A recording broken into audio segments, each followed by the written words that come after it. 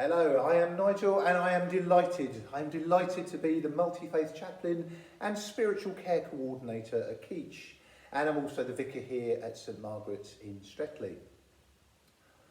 I was looking at the reflection service that we recorded a year ago, and it would be true to say that our content then obviously focused on the pandemic and our hope for the future.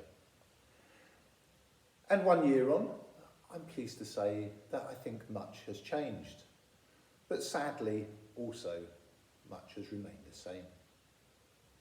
Now, the fronts of the newspapers and the TV at the moment, they're reflecting a new crisis in the world, and things have shifted our focus. And yet the last crisis, I don't think, has fully gone away. And so how do we deal with this seemingly continual grief at the moment, this downward spiral of bad news? Well, let me start by asking a question. Let me see if I can find it. Okay. What's that? What do you think that is? I'll hold it a bit closer. You probably still couldn't see it. It's a seed. It's a tiny seed. In fact, it's a mustard seed. Now, as a Christian, I'm obviously very aware of the importance of the mustard seed as a powerful symbol of my own faith. And it's no surprise also that many other faiths specifically reference mustard seeds in their own religious texts. A mustard seed is often referred to because of its very, very tiny size. Tiny, and yet it still has so much potential. And so it's a perfect universal metaphor for the power of belief. And it reminds me of a story. It reminds me of a story of a woman whose only daughter tragically died. And in her seemingly inconsolable grief, she went to the village to meet up with the wise woman. And she asked, "What prayers, what magical spells have you got to take away this terrible grief? I really don't know how much longer I can go on."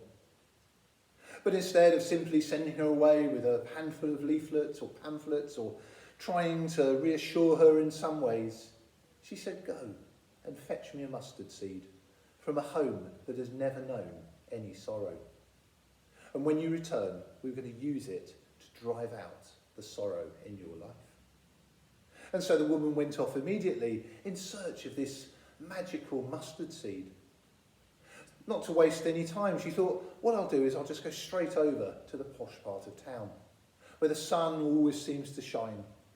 And she came upon a splendid mansion, a mansion with amazing cars parked on the driveway. And she knocked on the door and she said, "I'm looking for a home that has never known any sorrow. Surely this must be such a place." But she was amazed to be told that, "You've certainly come to the wrong house here, my dear." And the owner described all of the tragic things that had recently fallen on the family. And the woman's heart broke. And she thought to herself, who is better able to help these people than me? Someone who's had a similar misfortune in her own life. And so she stayed with them to comfort them. And then, when she felt her work was done, she went again in search of a home that had never known any sorrow. But wherever she turned, wherever she found herself, whichever part of town, the story after story of sadness and misfortune came through. And as the days and the weeks went on, the woman became so involved in helping others cope with their sorrows that she eventually was able to let go of her own. There are times in all of our lives when grief will seem almost impossible to bear. But we must always hold on to the belief that things can and will improve. And when we do have belief, even belief as small as that mustard seed, we are blessed to find comfort in times of trouble. And so let's just pause today. Let's pause in our busy, busy lives. Let's pause to think of our world. Let's pause to think of conflict and for people dying and being displaced from their homes.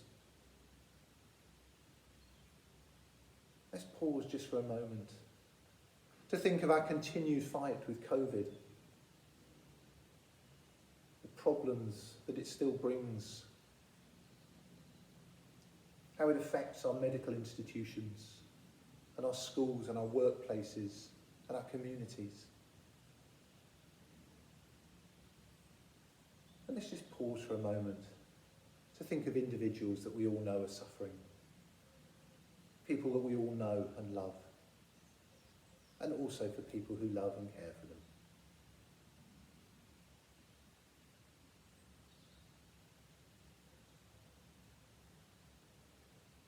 And may these candles burn brightly in the world, and may it offer us all that continued hope.